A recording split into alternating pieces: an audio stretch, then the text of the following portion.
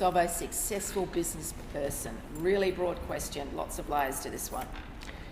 Well, I think there's some really common themes. I mean, successful is different to every person, but I think in pure business terms, which, to me, a successful business person is out there, has successfully solving problems out there and accumulating financial reward beyond most people's normal belief.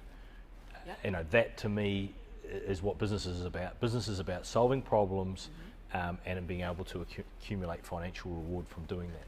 Now, if you look at those people that are doing that, yep. They have real clarity, purpose around what they want to do. Yeah. So they have goals, they have ambition, Yeah. and they're really passionate about whatever it is that they want to solve.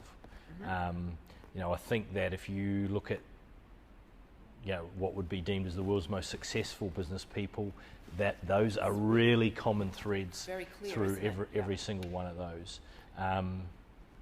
Leadership. Yeah. Leadership is a key thing. They've got the ability to recruit and retain highly skilled, keep loyal tribes. And in some cases, the most successful people, the recruits within there are fanatical. Like if you think of the world's biggest brands, the people that are within those companies are fanatical about those businesses. Yeah. And what sits in that as well with leadership is that the business owner understands that she needs to surround themselves with someone who knows more than them. Maybe their skill set is higher or more diverse than the business owner, so they're aware that there's gaps in their skills.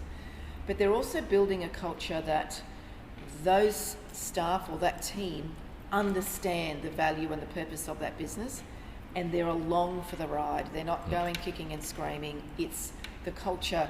A business that has a great culture, when you walk into it, you can feel the difference. Yeah. As against those who do not. Yeah, and like you say, that's clarity of vision, and that clarity then translates into everything that's spoken. Yeah.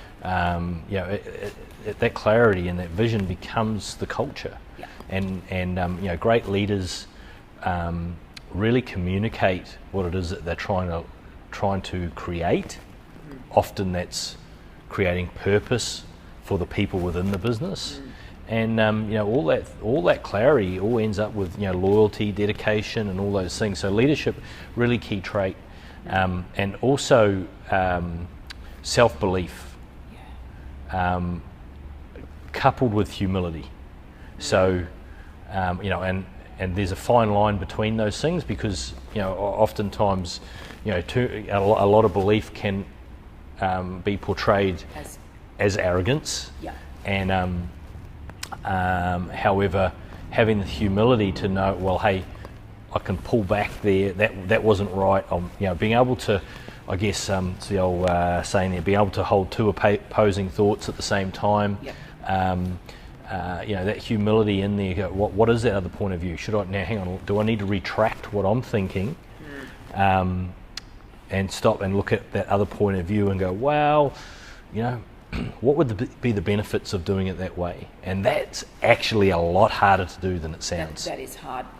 But to the next level of that as well is, if you're surrounded by a team of people and they're on the coalface, have the humility to go, actually, you have a different perspective to what I have as the business owner, who may be more holistic, more helicopter view of the business.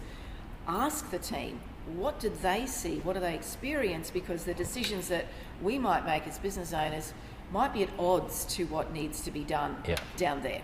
Yeah. So be willing to accept that feedback from the team. Yeah, taking in more data. Yeah. I mean, all the time, anyone successful in business and in life is taking in data. We're all taking in data all day now, but are we listening to that data that we're taking in? Can we filter it? Are we adjusting? Yeah. And it is humility that sits behind that to be able to make those adjustments. Resilience is another one that comes to mind. Being able to take the knocks and still keep going. Keep going. Because you've got the vision, you've got the goal. Yeah. There's going to be bumps. There's going to be slight detours along the way. Yeah, a lot of people shy away from bumps, I know, right? and I think that it's probably something that everybody wants to keep themselves safe and protected, and safe and protected does not build resilience. No. You need some knocks. You've got to. Those knocks actually bring some gold often. Because it just bangs. It's character building. Character building. But my goodness, it is. And the gold and the opportunities that pop out of those bumps are unexpected often. Yeah, I think being able to, I think taking those knocks and keeping going builds endurance, staying power, so that you can actually keep energising yourself. Go, hey, well, I got through that. I'll get through the next thing. It's creating a And layer. and that then couples with more of your belief mechanism. Then I think support systems. Great business people have support. Like we talked about leadership and building teams. And those teams become your support system. Now that's a team that could be within the business, could be external, it could be your board, your mentors, all of that. But successful business people have support systems. They have somewhere where they can download and go, right, where's my sounding board? What am I going to do?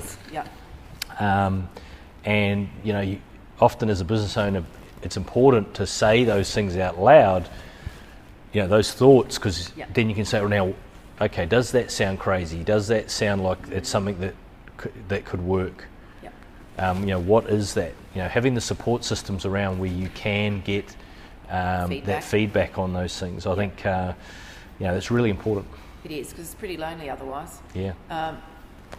And what we also see in these successful business owners is they check in on the numbers, they check the metrics.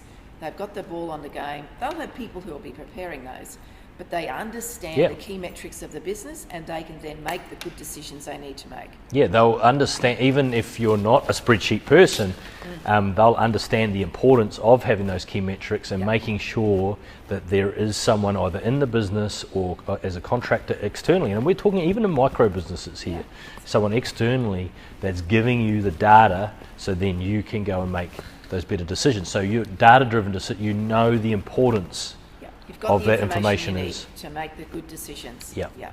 And a good leader makes decisions. Yeah. Doesn't all procrastinate. day, every day.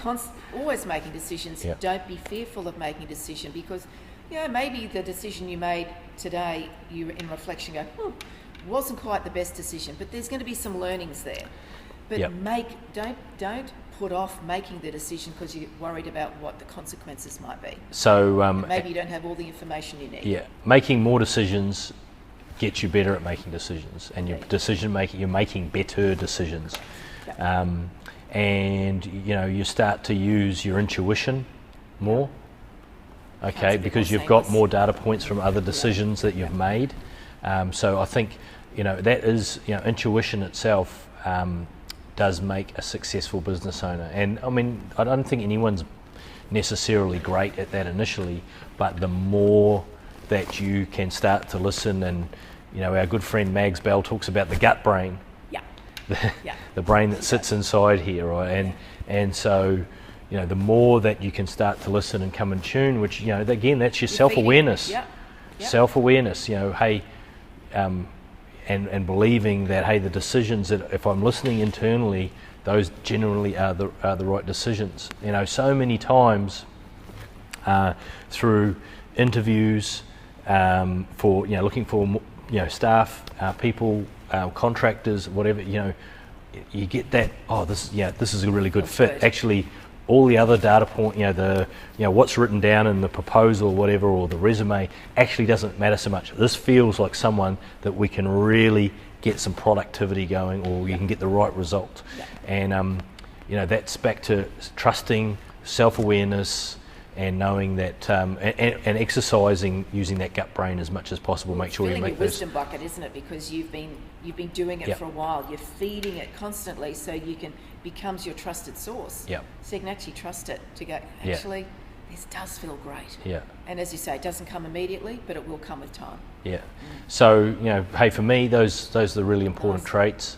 And I think if you look at anyone that is deemed as successful in business, they will all have those characteristics. That's what you'll see.